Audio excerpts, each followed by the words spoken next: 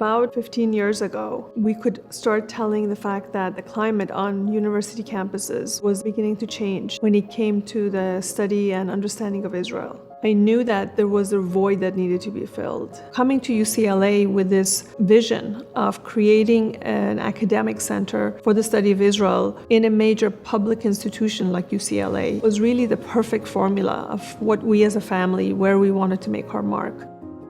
The mission of the center was to educate students about contemporary Israel and to create a community. And I really think on both of those two top priorities, we've achieved our goals. The Nazarian Center is dedicated to promoting the study of modern Israel, both at UCLA, in the local community, and now around the world. We do that in three core areas: through our teaching, our research, and our outreach. In terms of teaching, our primary mission is to teach UCLA undergraduate students about Israel. Within the local community, we put on programs, lectures, and talks. And now we also engage a global community through our virtual programming on Zoom to teach and educate about Israel around the world. It's a place where people can get facts and information about Israel that gives you a really candid, accurate view of life in Israel, and that's important to have that available in our community, both at UCLA and the broader LA community. What we do fundamentally is Israel education, not Israel advocacy. We're not there to try to convince people to believe a certain thing or to think a certain way. We're just trying to arm people with more information, more knowledge, and a deeper and more nuanced understanding of the country. Israel is such a divisive conversation, especially on UCLA's campus, and having this opportunity where we can have open and academic conversations and learn about Israel without bias is such a blessing because it brings diverse students into the classroom, and we're able to continue on these conversations outside of the classroom as well. It approaches the question of Israel and Israel studies not from a narrow angle of politics or science or water or theater, but all of them combined. In fostering a really informative and academic understanding of Israel, I was able to understand Israel's importance in international relations in the world, and particularly the Middle East.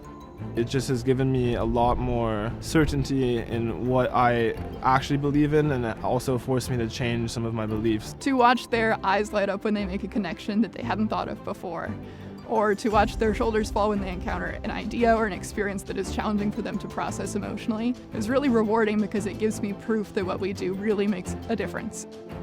We host Israeli scholars, visiting faculty members. For them, it's important to come here to do their research and to meet with American undergraduate students and students from around the world. And it also exposes our students, some of the leading scholars from Israel, and the kind of cutting-edge research that's happening. The benefit of having visiting scholars from Israel is that we merge the theoretical and academic studies with actual experience of life in Israel.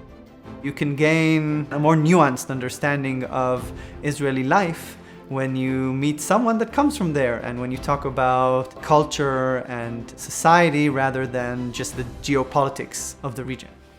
One of our strongest attributes is not only what happens in the classroom, it's also what happens outside in the community.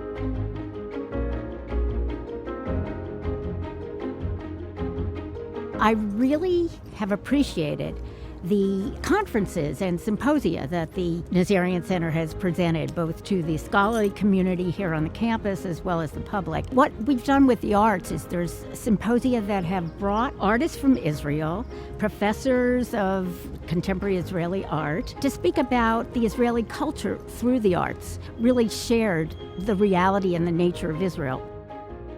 We are always emphasizing that Israel Studies and the Nazarian Center isn't just a place for Jewish students to come. I'm not Jewish, I'm Catholic, and I have found that the Nazarian Center has been a really important place for me to understand and learn about Israel. I have felt so welcomed and so appreciated also. We're trying to be a place where people respect each other and are willing to hear each other and listen to differing views, sometimes views they may disagree with, in a way that's really not happening very often on most college campuses.